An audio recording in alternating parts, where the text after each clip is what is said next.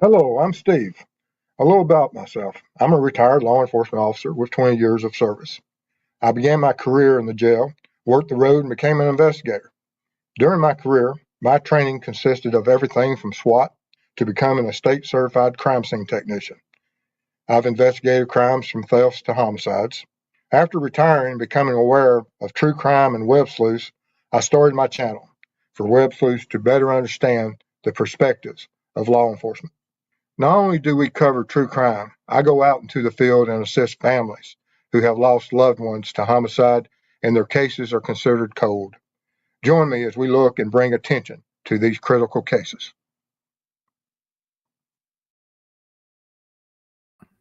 Hello, everyone. Glad you're able to join us tonight.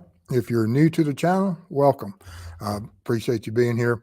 We'll have a presentation, and during that presentation tonight, while you're in chat, be mindful and be respectful of the mods, families, and each other.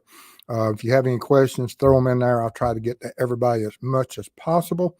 And tonight, of course, we're going to be talking about some of the recent developments as far as Kohberger's alibi and his expert. And we're going to be looking pretty close at this expert and see how his credentials stand up. He has a career in law enforcement, and it's extensive. And of course, he's been on in the hot seat before. And but I went and I found some positive information about some of his cases and about his development of what the his tracking of the sales tire information and the database of what he's stating his opinions upon and what he will be able to bring to the case for Kohberger and the defense of. So before we get too far into it, absolutely, if you have any information regarding the case involving the homicides of Madison, Kaylee, Ethan, or Zana, absolutely make sure law enforcement has it, the prosecution has it, the defense has it, for the fact that we have to have justice for these families and for these victims. It's absolutely critical that we have such. But we're looking at some of the documents drop that came in. And of course, there's a lot of coverage of this right now. And there's nothing as far as when we look at it, you know, you've got basically just 2 pages addressing of where Kohberger says he was and why are they focusing upon this park that they said that he was at, and that he's admitting that his vehicle was seen arriving or heading back towards his apartment in the early morning hours. But that he had spent his time at a location that was far away from the crime scene, and that they have a expert that can support that testimony, and which is pretty critical, you know, because if you're somewhere else, then while a crime is being committed, it's impossible for you to be the responsible party. But there's a couple of things that are special interests. And this is the part where it says that Mr. Kohberger intends to offer testimony of Cy Ray, who is this cell expert, the cell tower, cell phone, radio frequency, everything that you can imagine. This individual in law enforcement had I looked at a lot of his training and stuff, and it's pretty, it's impressive. I shared a lot of the same type of training that he had. Of course, different states have different peace officer standards and training, but generally the topics are self-explanatory. If you had SWAT, you went to SWAT schools. If you had different critical incident types of training, they're all, they may have a different title, but they pretty well cover all the same territory. And if you look at he says 20-year career, which is, I counted up a total of 18, but there could be some other areas in there that I'm just not aware of. But regardless, 18 or 20 years, still he served, and that will have a large impact on a jury. That when you look at an officer that spent 18 to 20 years of their life out there learning a trade and have certain abilities through their training and life experiences and crafts of developing investigative techniques, and even assisting in a lot of different cases, as we'll see in one part of his resume of what he has done in his life, of the casework and things. Pretty remarkable. I have a little bit different. When I first saw it, I questioned a couple of officers that I know, and it's pretty remarkable, some of the qualifiers that he says that he has accomplished. It's true. He may be absolutely correct on everything that he's worked on, but his definition and what other officers' definitions of working on cases may be a little bit different. But anyway, as we go into this first part here, it says that that this expert will be able to testify that Brian Kohberger's mobile device did not travel east of the Moscow-Pullman Highway in the early morning hours of November 13th, and thus could not be the vehicle captured on video along the Moscow-Pullman Highway near Floyd's cannabis shop. And this is very interesting, but it's not anything that carries the weight of what this accusation, and this is probably the most critical part of all the pages and all the up to this point, the accusation, and this is strong verbiage, that if this is correct, it can have a profound effect in the future of this case. Looking into some of the other findings of this of Mr. Ray's court, there's a fine balance that we're going to have to reach, and I don't know, but if this was true, and if this is true by what the defense is making this accusation, then the defense absolutely has a reason to make this statement. It says additional information as to Mr. Kohberger's whereabouts as the early morning hours progress, including additional analysis by Mr. Ray, will be provided once the state provides discovery requested and now subject to an upcoming motion to compel. If not disclosed, Mr. Ray's testimony will also reveal that critical exculpatory evidence, further corroborating Mr. Kohberger's alibi, was either not preserved or has been withheld, meaning that this expert has looked at the records and there's gaps, there's holes, there's something that is not accurate as far as what they've released.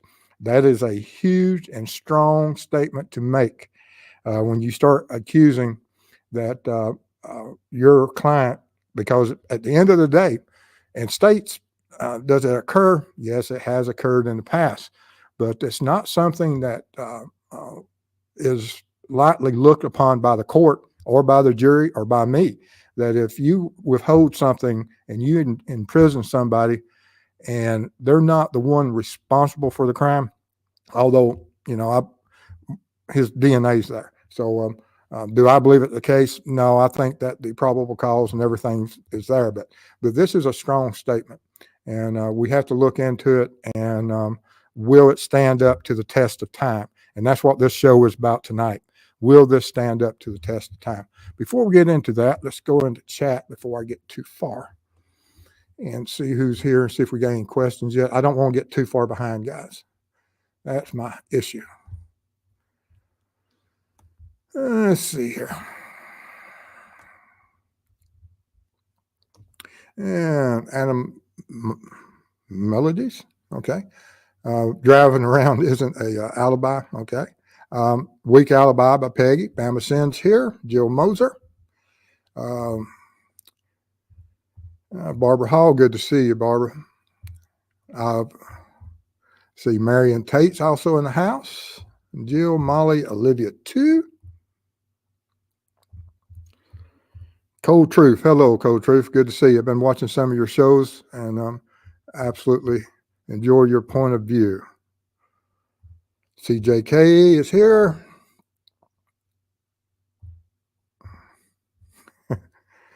Waiting for dinner. PKC, hello. Sweet Pea, good to see you. Just want to make sure I'm not getting too far behind on any of the chats or any of that. Yeah, the alibi, like I said, it's going to come down to what these experts say and how accurate, because a lot of times that's exactly what they do with the experts is that you have two sides that says he was here and the other one says he was here.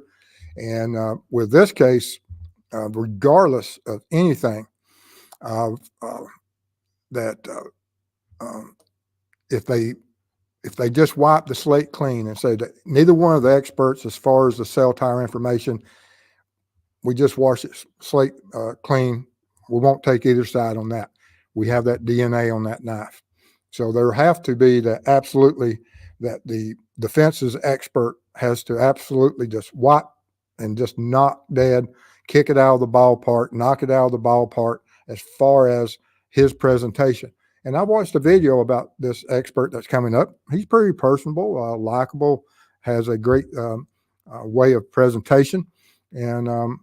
But he's also been put on the hot seat a time or two for some of that presentation and boastfulness, as we'll look into this a little bit further. But anyway, hello, Helen. Is from South Australia. Great. Good to see you. I always wanted to go to Australia. A1 Way Street. Good to see you. Melissa Wildcard.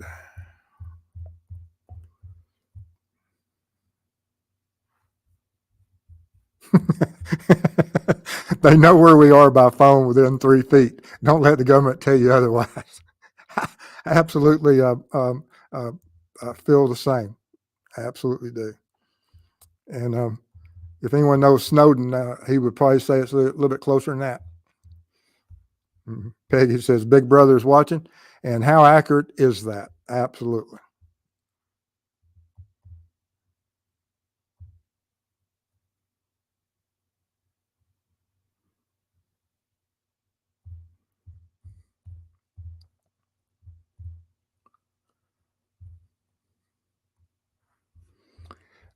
Yes, I've heard this often, that GPS is more accurate than anything they're using, and I would absolutely agree with that, although I still don't understand that technology any more than I do the cell tower and the distances and the pings and calculations and abilities that they do that with. Dandy is here. Good to see you.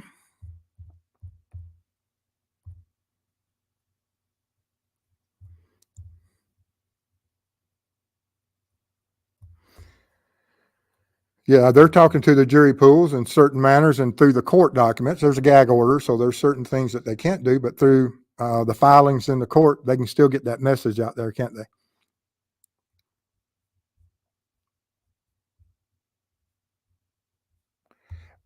CJK has a defense expert ever gave testimony that aligned with the state.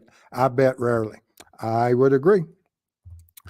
I don't, if the best that you can do is get an expert to testify on your behalf and he sides with the state, you need a new attorney. Hello, Sirius Black. Yes, and this is what I'm saying. If each of the side of the, if the defense expert wipes out the prosecution expert, the knife sheath is going to play a huge part. That's how come one side, the defense has to absolutely win 100%, and the jury pool, the majority of the all of it, the defense, if they're able to convince all the jurors, it's a win. If they're able to convince one juror, it's a win because we have a hung jury. So the defense has the ability to have a great impact with this expert. Let's see here. Okay. All right. Okie doke.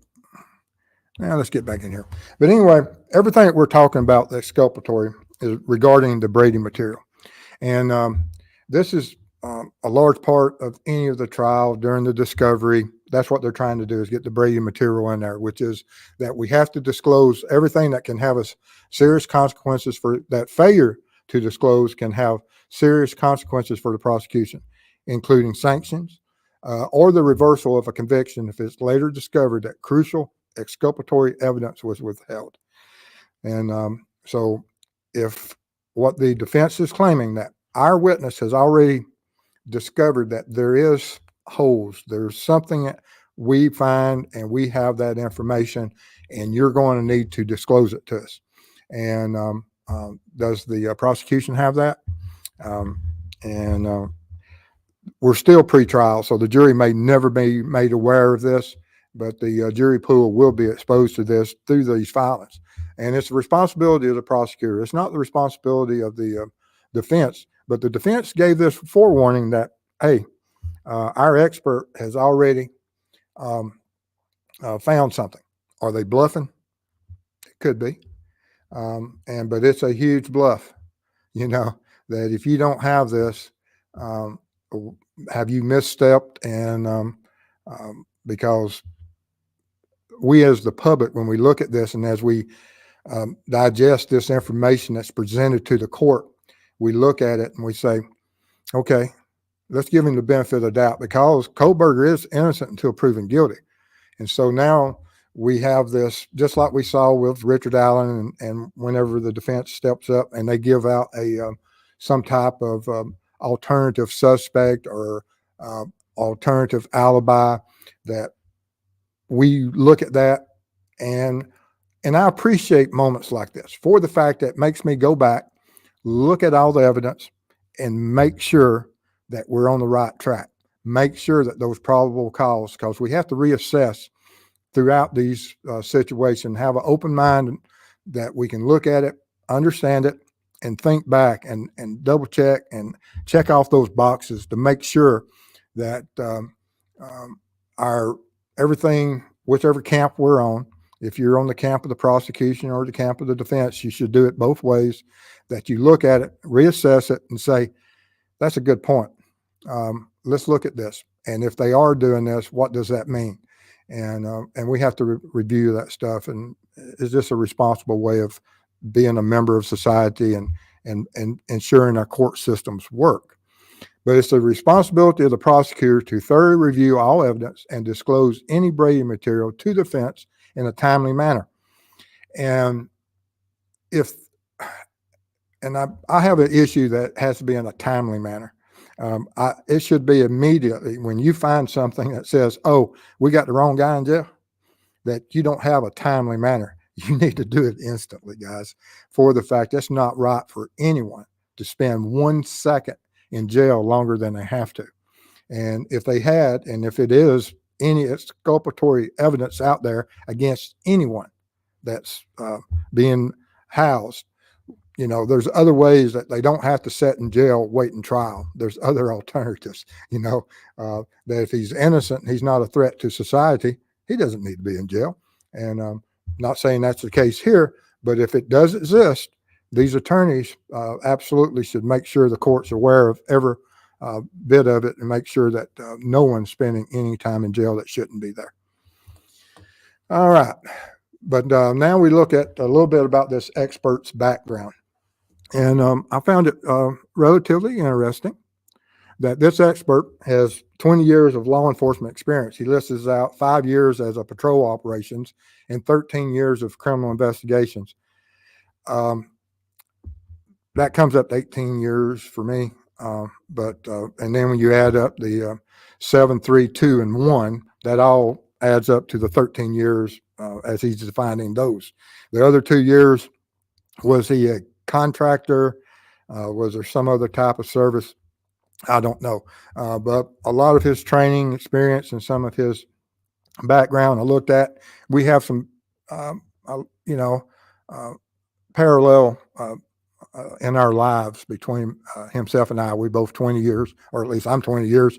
I have no reason that somewhere's in there's not another 2 years somewhere. But, and that he has, as far as expert or has testified, he's testified over 100 times. Now, testifying and expert testimony is two different things. Testifying 100 times in a 20-year career is very few. Testifying 100 times as an expert is a different thing. And so that's some of the things that's kind of cloudy and I don't understand here. And so I don't know which way, but it's under the heading of 10 years of expert witness, case consultant experiences. So I take it that he's testified over 100 times as an expert. And if so, in 10 years, that's 10 times a year average, which is almost once a month for the last 10 years, which is pretty impressive. And so I'm sure there's a lot of experts that travel the country that do that. And I know that with the cell service and everything that comes out there now, that it's possible. And if it's true, then good. But everything prior to November 23, he worked solely for the state, prosecution only. And since November 23, evidently something brought his attention to this case, and he has jumped on to the defensive side, which is if he believes that what he has found is absolute, then of course we'll have to look at that. And he has advised that he has peer review on over 2,000 criminal investigations. Peer review is something that his definition of peer review and what the court's definition of peer review are two different things. And actually, in one of the court cases that we'll be looking at, you'll see that when you go back and if you check that case court findings and the rulings, you'll see where they go in there and discuss peer review, and that while he considers other experts in the field when they testify as peer review, that's not what the courts look at as empirical evidence and review through some of the experts in the field of whatever area that he's talking about, and for these other truly experts to look at it outside of the court and test it. And there's a whole list of things that you'll be able to find that whenever you go in there and you look at a couple of these cases, you'll see what I'm talking about. But his experience summary: criminal investigations, over 1,000 death investigations.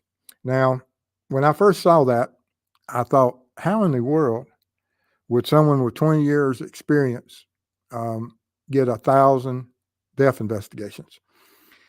You wouldn't do that on the street, working the street, or a criminal investigator, because that's, if you took off, there's 52 weeks in a year. If you take 1 week off or 2 weeks off a year for vacation, that leaves you 50 weeks and a year, and 20 times 50 will get you up over 20 years to 1,000 cases. So that means that you've got on average one homicide a week. And so I don't think that this is under his law enforcement career that he has 1,000 death investigations. Now, it may be that he has been referred and consulted and looked at cell tower evidence regarding these cases over his life, because I think I looked at Lou Smith, and who was a world-renowned investigator, worked on the John Bonet case, and he only had 200 convictions, and and he had a high conviction rate, and his career was much longer than mine and Ray's career. And so 1,000 cases during a 20-year law enforcement career, not saying it can't be done. I just don't know of anyone that's done it. But if he has, excellent, great. But then also 150 robbery investigations, 100 kidnapping investigations. And so it kind of leans towards, and then 1,000 cases involving assault, SA, organized crime, arson. But when you look at all of this, my impression is that this has to be, some of it is consulting, that he read through case files, looked at certain information regarding these cases. I may be absolutely wrong. If I am, I apologize, but it just doesn't make sense that anyone can accomplish this as a law enforcement investigator working your own cases. And that's the difference in law enforcement sometimes, that when you're a private individual and you're just reviewing case files of homicides or kidnappings, and you're just looking at those cases, then of course, a lot of us out there have looked at thousands of cases. But if you ask me how many cases I worked, I'm not going to tell you that on my consulting side and all the reading through other people's work product is me working the case. And I'm sure there's other people that look at it in different ways, but that's just the way I look at it. And when I first saw these numbers, I said, I don't know if that's possible. And I contacted a couple others, and they agreed that they don't see how it would be possible within his LE career that he personally worked that many cases.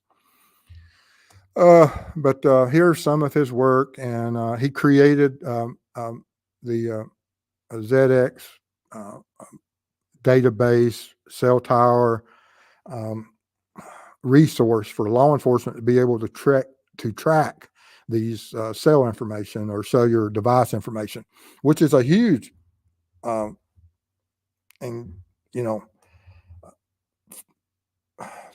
it's something that anyone would be proud to know that you were part of something in the development and on this project that could have such a huge impact on law enforcement and cases. And so hats off to him for even being able to see and understand how to create such a database, because it does have an impact. And is it recognized? That's what we're going to be talking about. Some courts recognize it, some courts don't. And that's going to be something that will play a major role as we move forward with this court case. We're going to see fireworks on this court case involving this expert, no doubt. There's going to be that we're going to have the prosecution presenting certain information about this, and then we're going to have the defense. And then the court has to make a decision. And the court will go one or two ways, and you'll see that. But before I go too far, let me get back into chat here.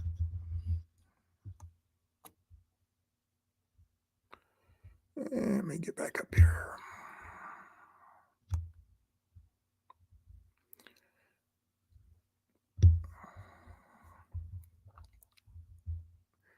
Appreciate everybody being here tonight, guys. Had a long day today. All right. And this will be a key, Maria, that the DNA on the sheath under or near the body, that's going to be a huge part of this, that regardless, that's going to be a good argument, regardless of what the cell tower experts say.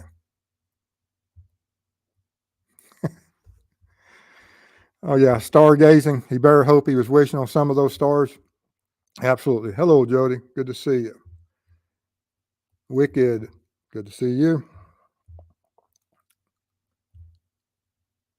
Melissa, his laugh is contagious. Oh, me. Serious Black, True Crime Web. Does this change your mind about BK at all? You know what they found? One of Bundy's supposed victim in the same area years ago. No, it doesn't change my opinion about. There's a lot of evidence, and that DNA. Everything about him, his mannerisms, his history, the survey he committed or did at his other school, and they just do all align that he was the individual there, and it's going to be a hard uphill battle regardless of the cell signal. But if they can keep the cell tower information in there, I think it's a done deal. And it will be a little bit harder without the cell information. So do I blame the defense for bringing up this expert and trying to get it washed clean or get it leveled out, whereas the jury may possibly throw out all expert testimony, either side, and just say it's an even kill? Who knows? But no, it doesn't change my mind. Sensei, good to see you.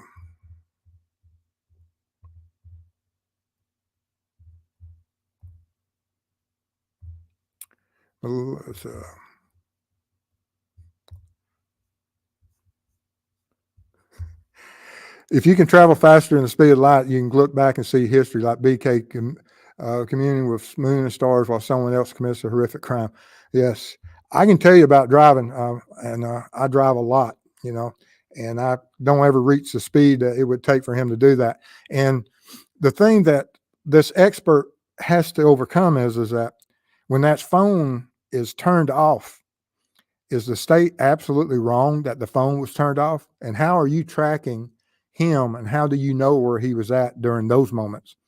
And it has to be in those moments that the defense is saying that we have proof of where he was at, and this is where the exculpatory information is being withheld for the fact that his phone was still pinging, and it's pinging at the location they say.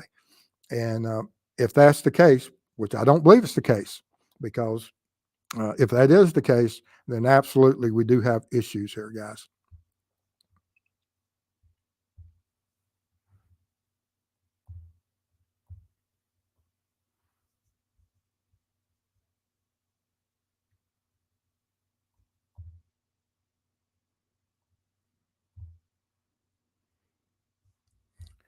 Peggy, Mrs. Steve worked magic behind the scenes, and you're no longer timed out.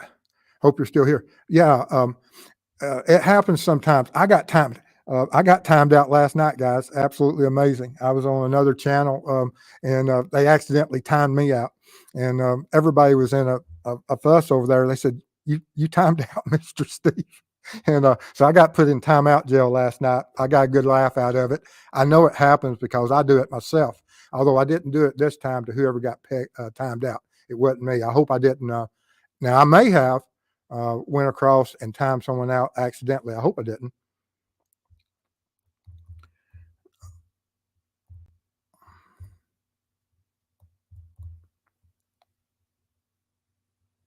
Hello, Helen. Good to see you.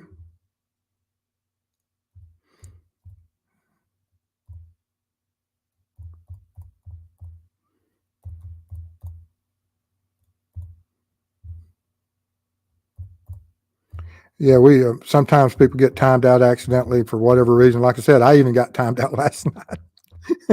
It was funny. Oh,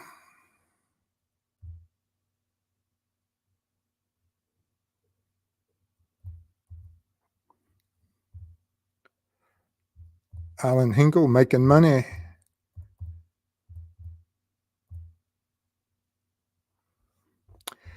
Eventually there are no professional jurors. There should be professional experts, unbiased. Eventually we're going, the jury system, while it is great and everything, but it is a slow process. We're going to have to go to something of where judges only sit or something before the fact that our court system can't keep up. Anna Melodies, $10. It's very refreshing to listen to a logical discussion here on YouTube. Thank you. Thank you for your support. I'll be using that. I'm going off on the road in just a, oh yeah. There's your blue light. Appreciate it on your support. Mrs. Steve isn't here. Normally she's all over that blue light. So, oh me.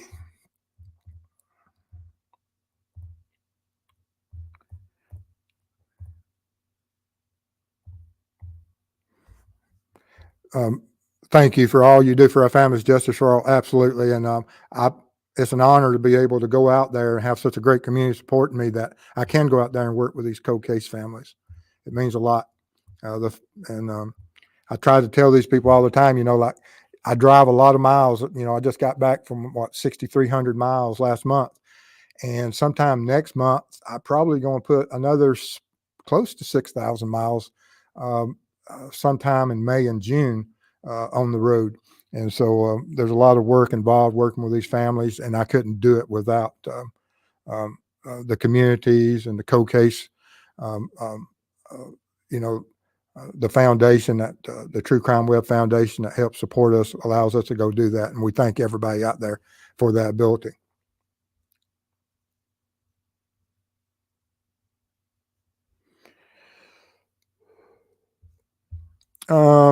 Serious by CJ, everyone says that they should have heard something. I'm like, they did. They did manipulate the FBI. You can bet on that. I guess you're talking about that they should have heard something in the house.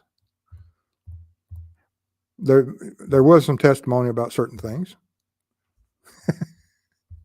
Drunk Turkey Show. Good. What's up, everybody? He was one on his show last night that I got timed out accidentally. It was everybody in chat absolutely got a blast out of it.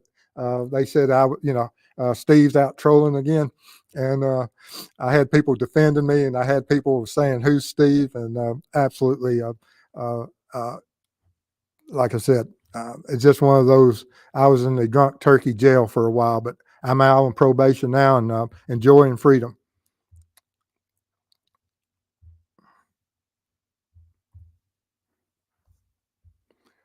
Thank you, Barbara Hall. And if you don't know who Barbara is, look up the Timmy Deeds case. Timmy went missing, and she's fought for justice for many, many years. And and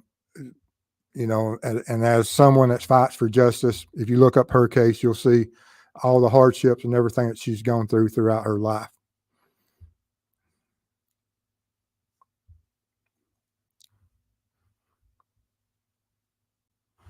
Okay.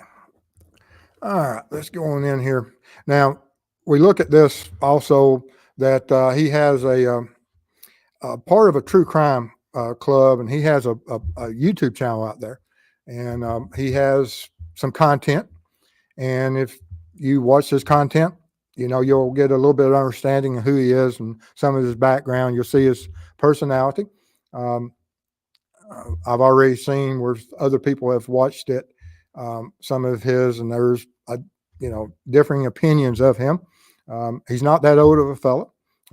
He's younger than me, and I can tell you that.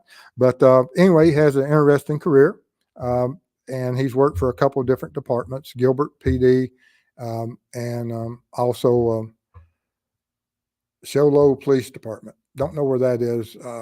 It's of course, I think it says Arizona. The print's so small down there, I can't really tell. But anyway, here's a couple of the cases that that he developed this database and software, this track with his company. Whereas you can take that law enforcement officers with his training can take his application or his app or his algorithm and able to map out cell signals and develop the ability to track signals. But anyway, when the court looked at it, that applying the above standards here, the court concludes that while the proposed expert testimony about using tracks to pinpoint Jones' location is relevant, tracks isn't reliable. Thus, its probative value is substantially outweighed by the danger of unfair prejudice or of misleading the jury, which means it won't be useful to the jury. Accordingly, Jones's objection is sustained. The tracks evidence isn't admissible, and the people's experts won't be allowed to testify about the tracks related contents of the report. This is when Ray was going to go to court and testify for the state. And you can look it up, People of the State of Colorado versus Christopher Russell Jones. And this was a case that happened in 2022 of where this finding was made, and we'll look at this. But now I also have, even in this case, that you'll see the defense defending the tracks and its application and its usage. So to be fair, there's two sides of every coin. And that's what I'm telling you, is that the two sides of this coin is going to be brought up in court. There's going to be a huge debate regarding this expert. It's not open and shut at all. And that's where we're going to be getting at. But this Colorado judge finds sea of unreliability in the company's cell phone mapping data that the police and prosecutors use to convict criminal defendants. And so if it's unreliable, according to this judge, in the prosecution to convict, and this was something that happened in 2022, then you have to look at it that, will a judge say it's unreliable in the ability to be offered as a alibi or defense? And, because is it reliable or unreliable? And it's a good point.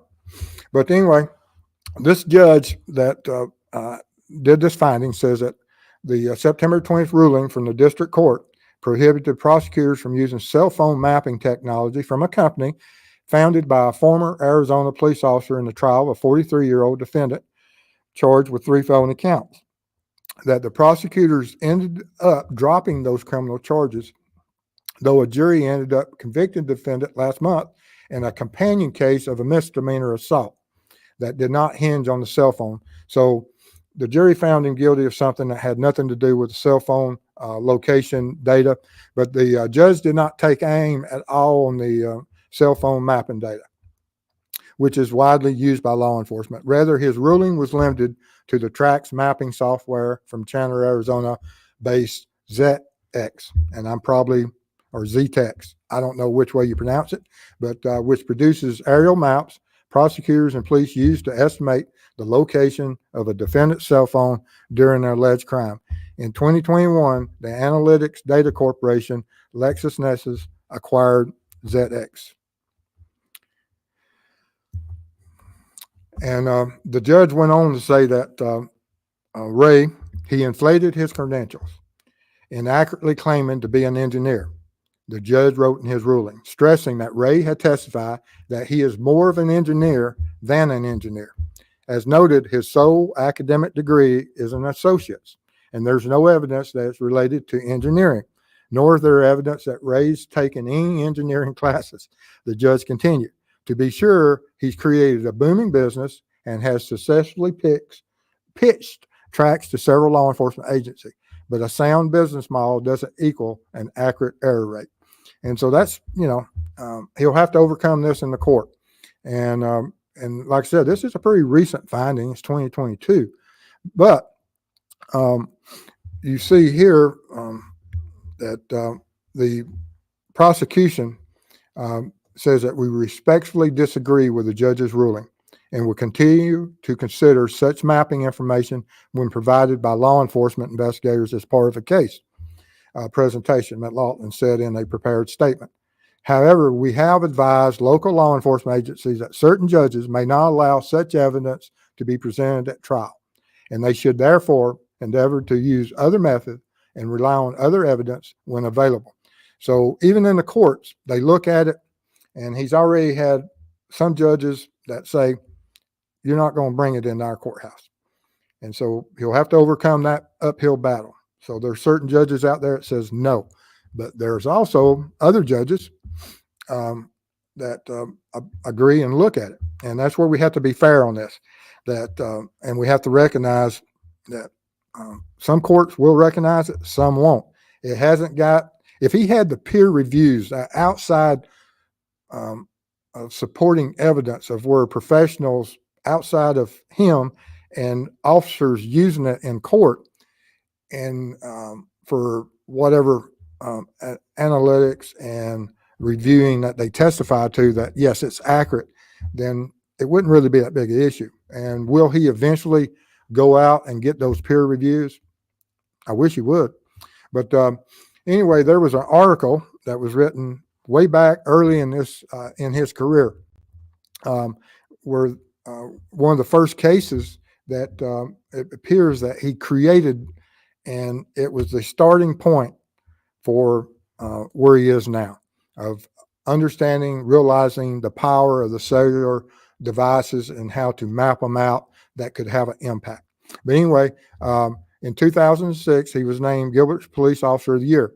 A certificate tells of his July 2007 promotion to sergeant. And last month, the International Association of Chiefs of Police and Parade magazine designated him one of the nation's top cops.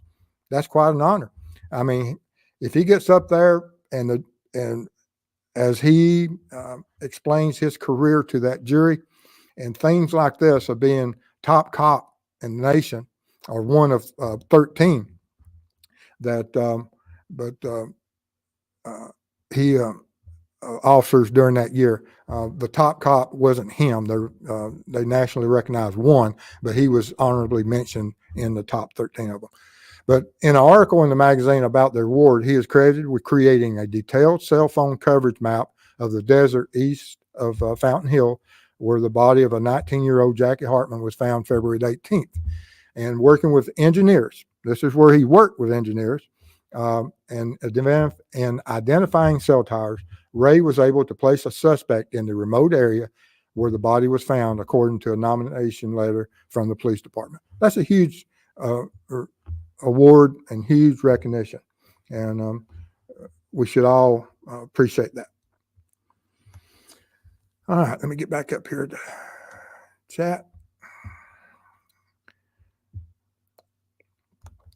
Mrs. Steve is in Florida taking care of the grandkids, and evidently she's having to get caught back up. Let me see here.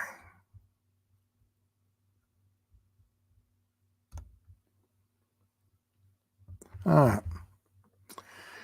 Let me get in here now. Get going again.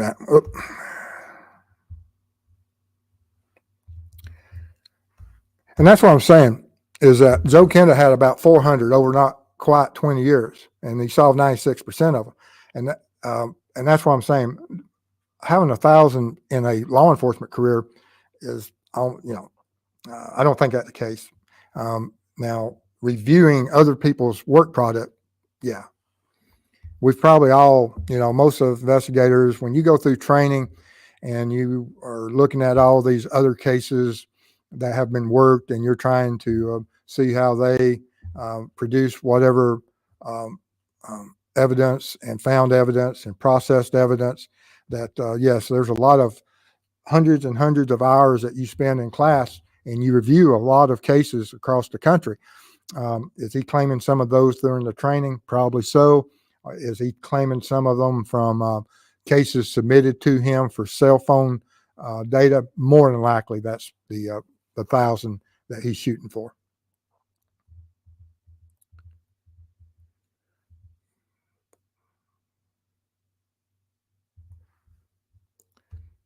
I'm guessing this guy is for hire by the defense. Absolutely.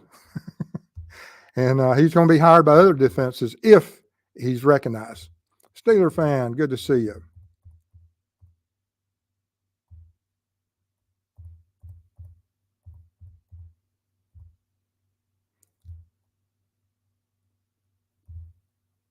Hello, Kilt.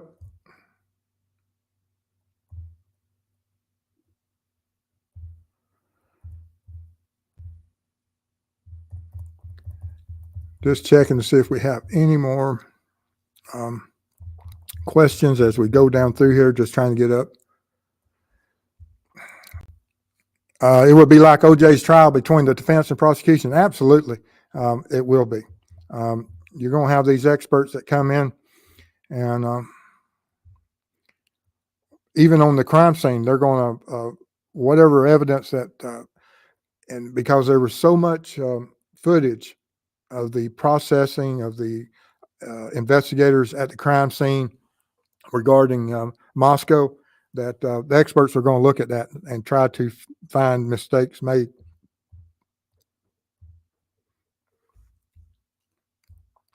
Yeah, the alibi is he was stargazing, which is stargazing. He can stargaze at the crime scene. And the important part is where he was stargazing at. And that's how come this, how exculpatory evidence that, because you basically have to, to believe that when law enforcement says the phone was turned off, it wasn't. It's what I read into what they're claiming. For otherwise, if there's no tracking of him, you can't say where he was at. This expert has no idea or ability to track him if law enforcement, whatever device they're using, if they can't do it and there's no signal, there's no pings, there's no tracking, and if they can't do it, someone else can't do it. And I just don't understand why you would make such a huge claim. Criminality, good to see you.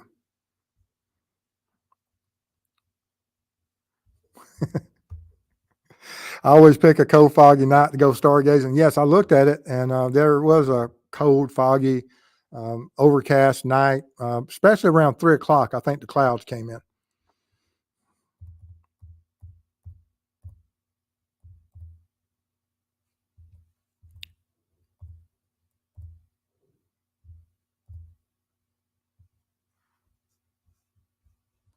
Mala says, how could he be stargazing and driving the car at the same time? Is there a time where he's stationary during his tour of Idaho and Washington State? And that's what we'll have to see from this expert. When was he stationary? Because everything that's been released is that, he's not only just where they're saying he's at. We had other pings that were way to the, that if you was looking at Moscow and you go downstate at 5 o'clock position from Moscow, that how did those pings occurred?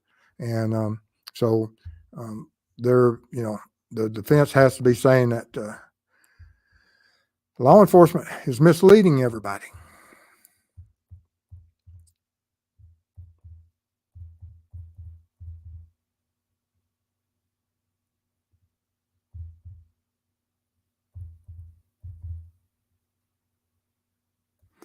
And this is a good point, that the state has to prove where he was, alibi or not. And that's what I'm saying is, if he has a solid alibi and there are pings, now, is it possible that he went over there and he had I have 3 phones, and I can track my phones. Mrs. Steve, that's how she keeps up with me anyway, and locate my phone. I can put a phone somewhere, leave it, and I have my other phones, and I can drive elsewhere, and that phone will still be pinging where I'm at. And if I have my other one turned off, doesn't mean that. Is there a possibility that in his awareness of how to try to stage a crime scene, that there is a device unknown to law enforcement that he owns and that is and was located at this park? It's possible, guys. Don't know. And so that'd be something that we have to look at.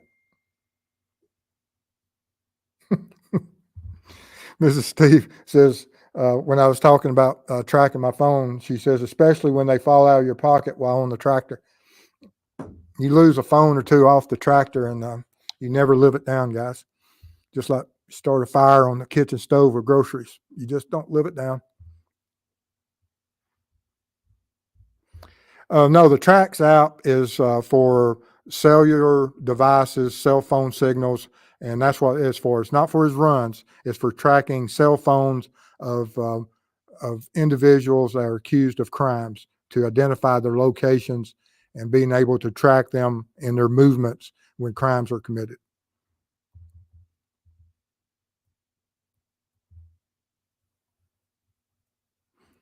Yarn lover Regina, good to see you.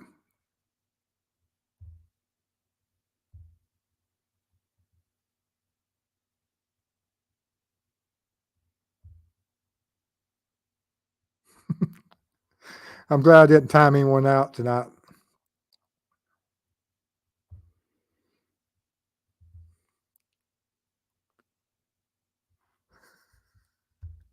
Steeler fan. I was like, no, Mr. Steve is in timeout. 911. Yeah, that was absolutely hilarious last night. I knew true crime was a troublemaker. Oh, it was hilarious, guys.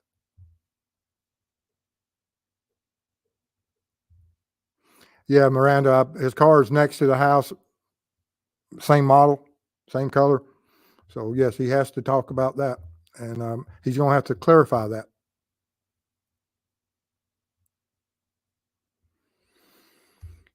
And I drive, like I said, I drive all the time. I either driving back and forth between here in Georgia and Florida. I do that every few days. But then when I work the cold cases, I travel all across the country, and I'll be doing that, and I always will. But my phones, I keep my phones when I'm driving. My phones, I have 3 phones on me, probably 99% of the time.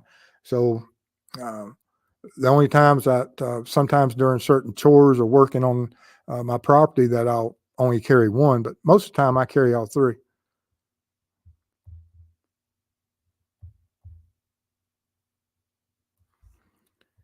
Marion Tate says, do you think it was a bad idea for them to tear the house down? Absolutely. There's no way. If I was the investigator, I would have parked my car in front of it.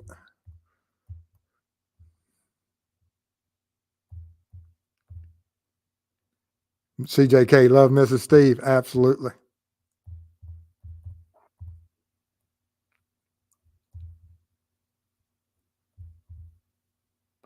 Juicy B, good to see you.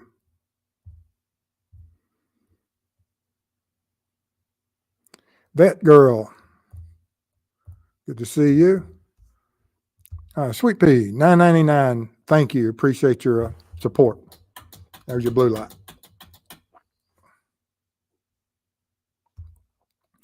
Wow, how many miles on the odometer? Like I said, last year when I in our first year working cold cases, I put right at 20,000 miles throughout. We started working on the cases probably in April, but from April to early December, we put right at 20,000 miles on. And I'll probably, I'm hoping that we put on 30 to 40,000 this year going out working on the cases. And it's all due to what y'all support, and looking forward to going out there because the families do absolutely appreciate it.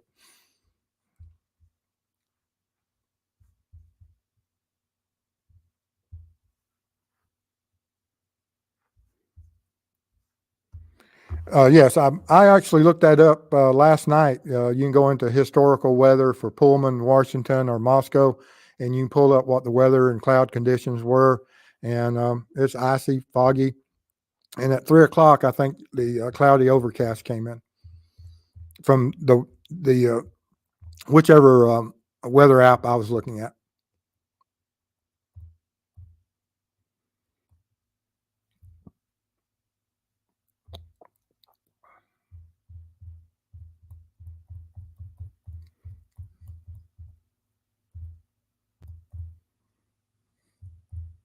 Boston Christian, good to see you.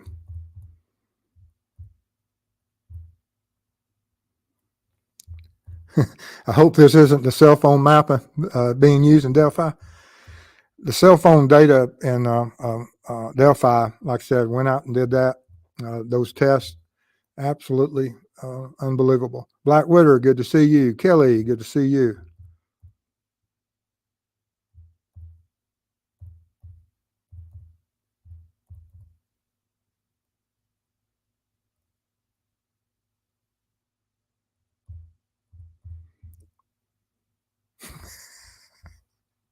I insist on subpar technology.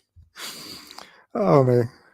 Sandy says, yes, if you're 40 minutes late every time, you're noticing a pattern. Junior Johnson, good to see you from Michigan. And they did, but a lot of that was his vehicle on his technology. And then, of course, the phone.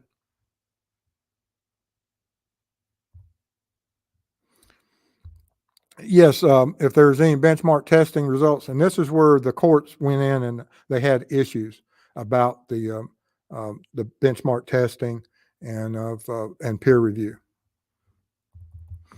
Okay, let me see. 844. All right, not trying to get caught back up, guys. But anyway, if you look at United States versus Reynolds, in this case, it was that when they went back and looked at this supplemental opinion, and this is that on August 19th, 2021, the court indicated that defendant Mustafa Reynolds' motion to exclude cell site analysis testimony from the detective would be denied because that order was issued on the eve of trial, and the court noted that a detailed opinion would issue later, and this is a supplemental opinion. And that supplemental opinion, this is the opposite side of what the last judge said, that with the United States versus Reynolds, which is a different case, but that the TRAX, that this court concluded that the TRAX software is a reliable method within the meaning of Rule 702C, and that the detective applied the software reliably within the meaning of the rule, And accordingly, the cell site location, the evidence is admissible. And so we have one court that says junk science. We have another court that says, yeah, we're going to accept it. And that's where we're going to have to see which way that it's going to go, because the defense is going to jump all over this. This is why it's important. This is why it's reliable.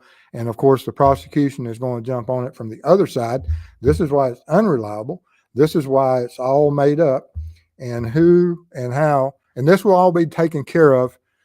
It won't happen in front of a jury. It would be taken care of before then. They're not going to let people sit up there and bring in certain information and then try to unring the bell. And so we'll get to see this, and it's going to be interesting. And I'm glad that we get to see it, that the public gets to see this and have an understanding of this, because it's important to us. Just like we saw everything that went on with the Delphi case, we need to see what's going to go on with the Kohberger. Let's see here. Hello, Todd. Good to see you. If I miss anybody, I apologize. True Crime Web may be claiming consultations with those numbers. Yes, I believe we are claiming consultations, because otherwise, one homicide a week and working it and creating a case file, nah, not happening. Mr. Steve, is he allowed to do that legally, claim cases like that? Sure. He just has to, that when he's up there, and if he's questioned about it, he just has to put the basis that, yes, I work cold cases. I'm a consultant, and these are, I get submitted 30 cases a week. And, if you do that for 2 or 3 years, you get 30 cases a week, or say that, in a year, you're looking at 1,500 cases. So it's easy that you can see that many and how much work you do on it, and then claim that, yes, I've looked at or reviewed 1,000 cases. And as long as you're honest to the, and you don't try to embellish your career, and that's where a lot of people go wrong. They try to over embellish of what they've done in their life, and there's no need for it. You are what you are. You've worked what you've worked, and be proud of that.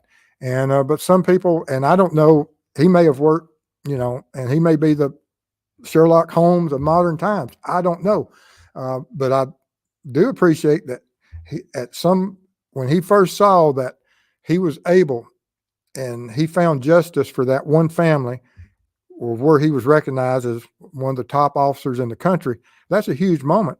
And all of law enforcement recognized that act for what it was, that you had a moment of brilliance.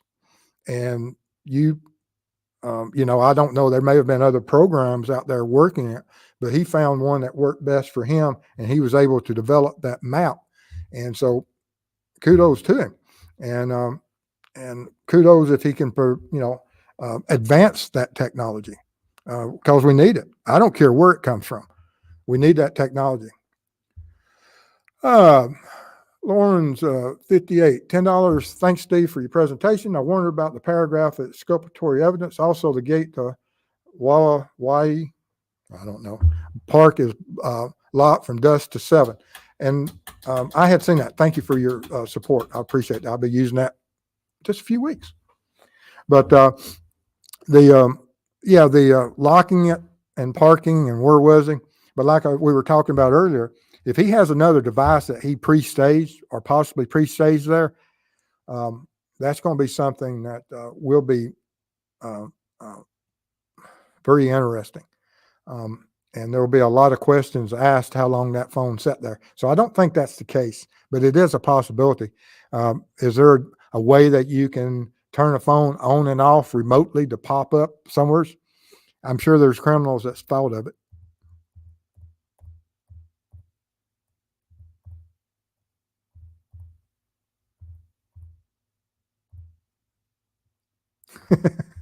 But I don't buy it. I could be anywhere looking at the sky.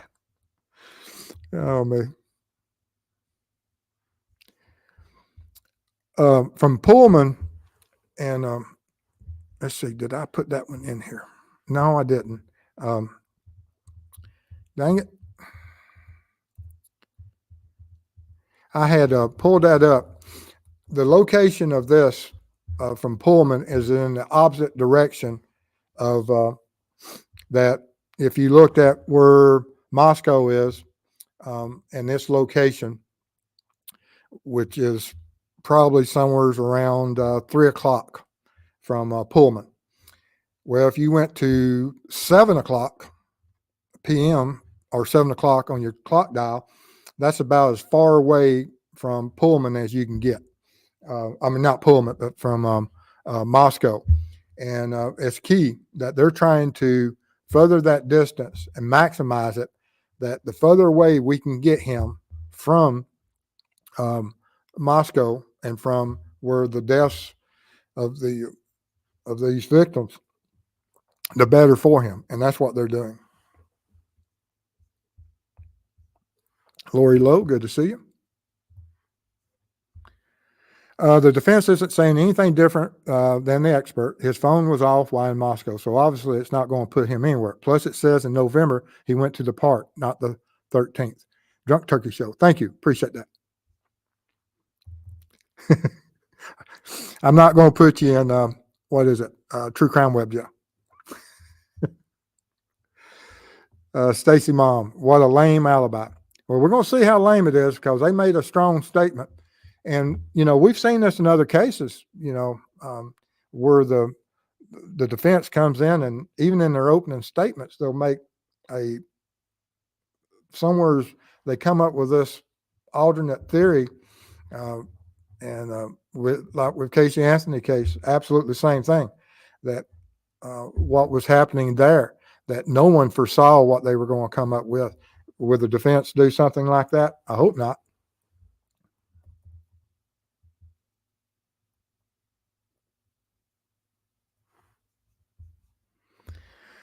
I agree, Todd. Why is cell phone coverage such an issue in some cases? How is there so much gray area? Why isn't it as simply as a phone is here or it's not here? Isn't tech supposed to be easy?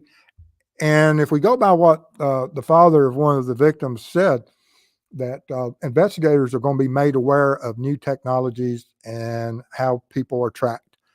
If that's the case, then I look forward to that information for the fact that will have a huge impact on how investigators will move forward and with crimes that are being committed and how we identify suspects.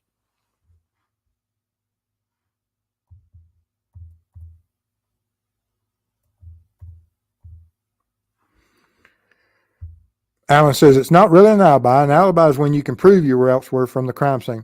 And that's, that's where this expert says that he can prove, and if they don't give him the information, he can prove that they withheld the information. And that's huge.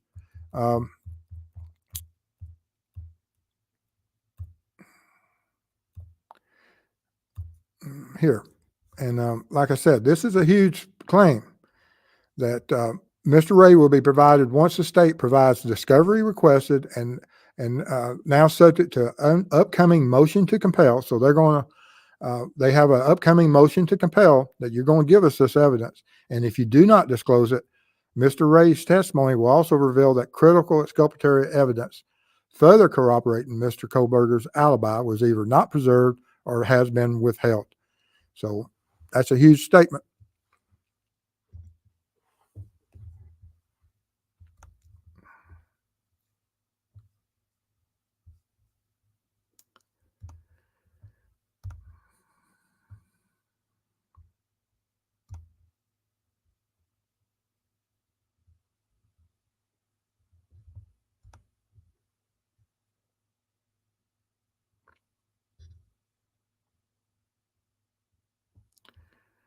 All right.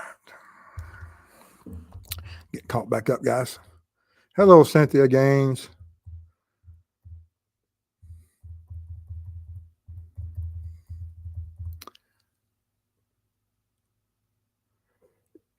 Hello, Janet.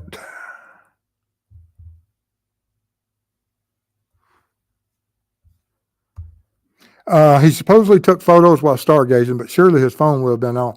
I don't know if it's taken with phone or by camera.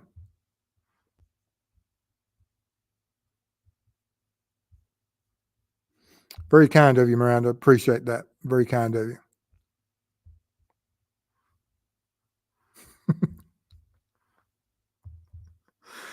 Oh, Matt, never could be a defense attorney. How can you defend? I understand. Some people can't.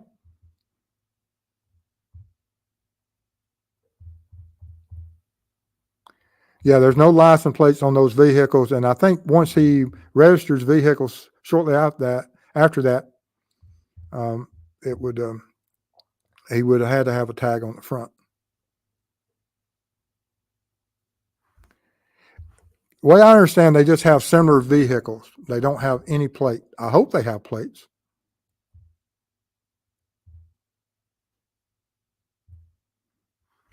And this is well said. Our system, it is that it's the defense job to make sure the prosecution proves its case. Checks and balances. Absolutely.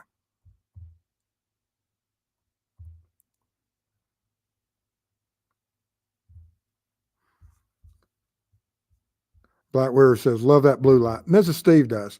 My goodness. She's so happy I built her on the mobile stage that I carry whenever I'm down in Florida with her, that she loves the blue light down there now. I'm getting closer to 13K. Sure am. And I appreciate all you guys for sharing and promoting my channel and every platform you can. It means a lot to us. Give us that thumbs up, because as our channel grows and our footprint goes, it means that we can have a bigger impact with more families. Where are you headed on this next road trip? We'll have some eDNA.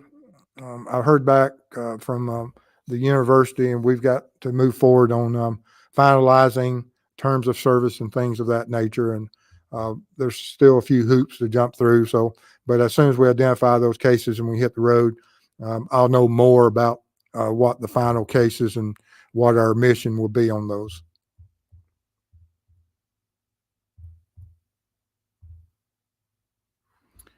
And Alan, this is a good point, that he may have dumped the weapon in the Snake River and possibly threw the other stuff in the trash, or he just threw everything in the Snake River. I said, hi, Mr. Day, how much do you think he would get paid? He'll have a rate. There's no doubt. Some of those, and that will be brought up, because it happens every time that you'll have a certain amount of money that will be to look at the case. And then you'll have your travel and your stay and your testimony fees.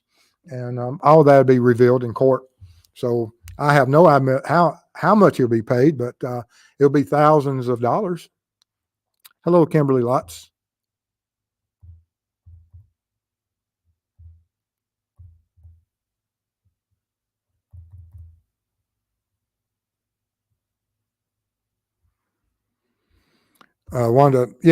Someone else mentioned earlier that they lock those gates and that it's closed at a certain time. Many years ago, back when I just got out of high school, I went down to Florida and went to a park and got locked in. Had to call the law to get out. For some reason, I didn't read the sign that gates are locked at a certain time. And that was pre-cell phone. So I had to leave the vehicle and go to a payphone. And if for the younger generations that don't know what a payphone is, you've missed a valuable experience. Oh.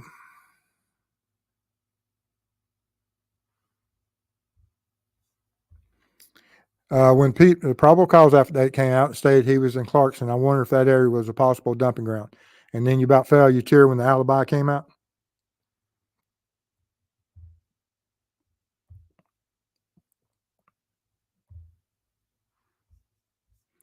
Yes, Driving over the rivers on bridges and stuff, I don't. I believe that just like we saw with Richard Allen case, when law enforcement went to and did the river search on that case, can you imagine how much evidence is in that? If you went downstream magnet fishing for 100, 200, 300 yards downstream of the Snake River crossings, how much metal, firearms, knives, things you would find.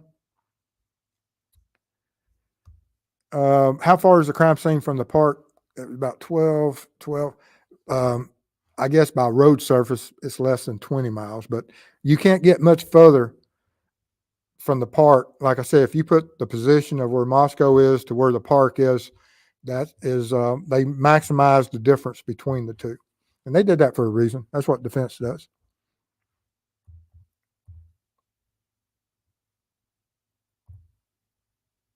Miss Cyrene, goods. Good to see you. Oh, you've been playing it back at 2.0 speed. I can't even imagine what I sound like at 2.0.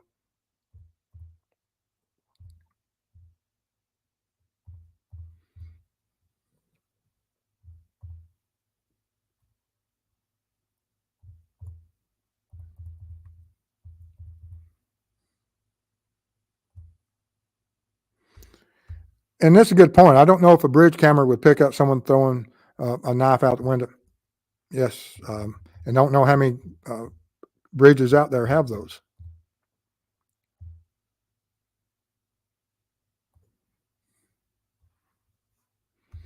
Marcia says, I think the FBI can get your information off your cell phone without having it. I think they did that with the two mothers on the homicide in Kansas, or it was in Oklahoma. Yes.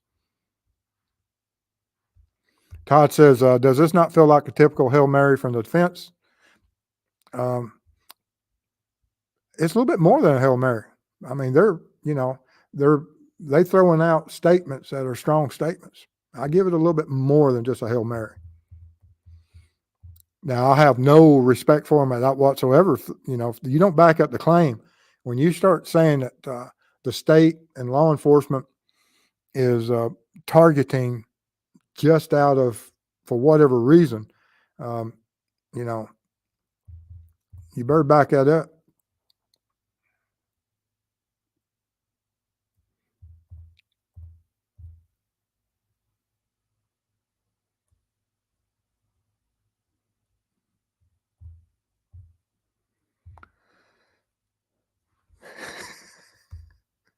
A 10-cent payphone. I'm trying to think. I'm pretty sure it was a quarter back then. This would have been early 80s. So I don't remember when it went up from a dime to a quarter or whatever it was at the time.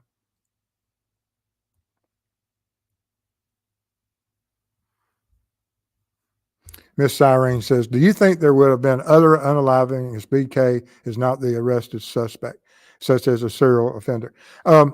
Yes. I mean, and there could even be more revolving around this one, even if he is him.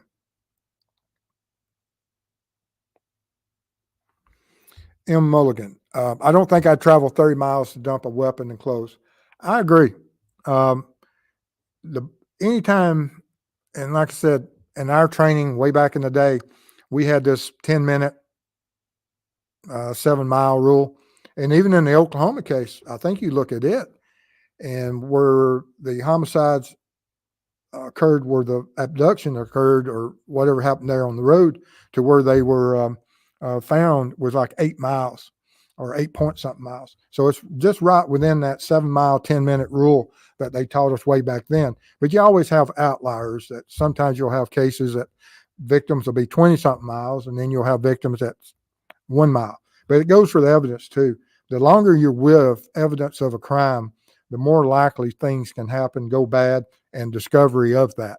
And so people don't like that stress and that pressure. So they try to separate themselves from that anything that incriminates them as quickly as possible.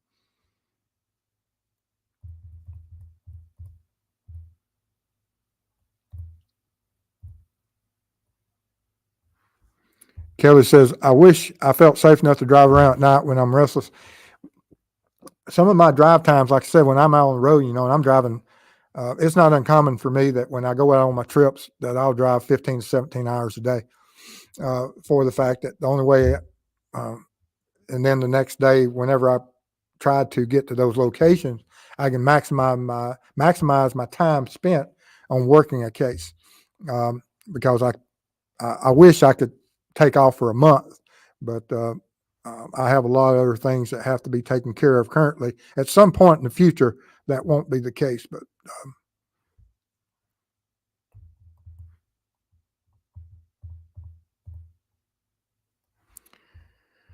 and this is a good, interesting question. Wonder if the park has a camera. Now they're going to, and that's something that, when they did the initial camera canvas of getting all these cameras and they saw him coming from certain directions, where they have went down all the possible routes and looked at certain areas and see what cameras were available, ring, business. And we know that they found him on, or found a vehicle matching that description from numerous roads and areas. So if there's a camera there, that's a good point.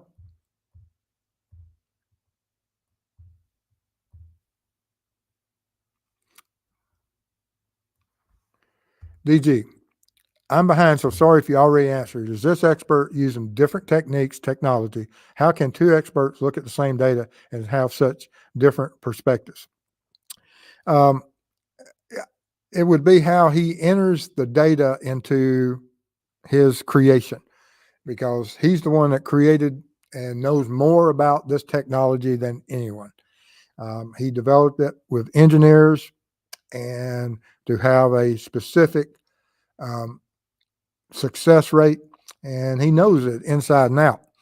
But just knowing it and saying that your product has this high of a value and success rate doesn't mean it's so. Just like that judge said that, while you may create a good business profile, doesn't mean that the accuracy goes with it. And so, and that's a good point.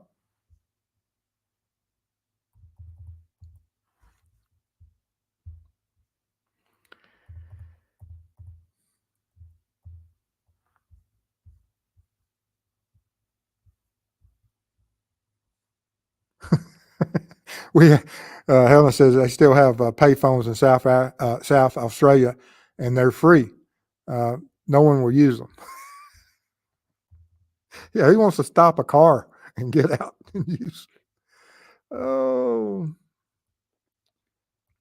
Wanda Brown says the last pay phone up in New York was moved late last year. I remember in the day when people would steal them and break into them to get the money out of them.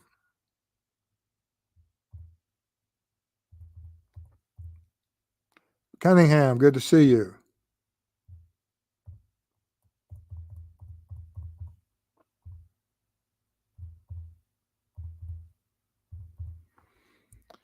Bama Sin, a member for 12 months, 1 year webiversary.